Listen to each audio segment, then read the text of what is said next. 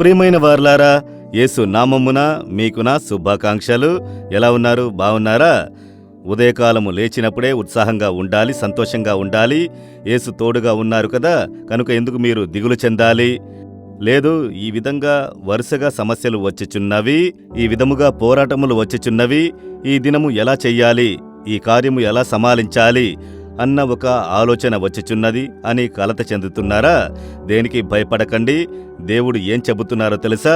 యెషయా 43వ అధ్యాయము 2వ వచనములో, నీవు జలములలో బడి దాటునప్పుడు నేను నీకు తోడయ్యుందును. నా కుమారుడా, నా కుమార్తె, నీవు జలములలో బడి దాటునప్పుడు నేను నీకు తోడయ్యుందును. ఇది దేన్ని జ్ఞాపకము చేయుచున్నదో తెలుసా? ఇశ్రాయేలు ప్రజలు ఎర్ర సముద్రపు ఒడ్డున దండు దిగినారు. అక్కడ పెద్ద సముద్రము, విస్తారమైన నీరు కదా, అలలు అలలుగా వచ్చుచున్నవి. దీన్నెలా దాటాలి? 18 కిలోమీటర్లు కదా. దేవుడు దానికి మధ్య మార్గమును ఏర్పరిచి తోడయ్యుండి నడిపించారు. అదేవిధముగా యోర్దాన్ నది, గొప్ప ప్రవాహము, నీరు ప్రవహించుచున్నది. ఆ నది దాటడం కష్టము. దేవుడు ఆ నదిని కూడా రెండుగా చీల్చి దాని మధ్య నడిపించారు. ఎలా ఈ నీటిని దాటి వచ్చారు? ప్రభు తోడై ఉన్నారు. ఆయన తోడుగా ఉంటే సముద్రమును దాటవచ్చును, మీరు నదిని దాటవచ్చును, నీళ్లను దాటవచ్చును. భయపడకండి. సముద్రము వలె అలలలుగా సమస్యలు వచ్చుచున్నవా? ప్రవాహము నీరు వలె నది జలములు పొర్లుచున్నట్టు సమస్యలు వచ్చుచున్నవా?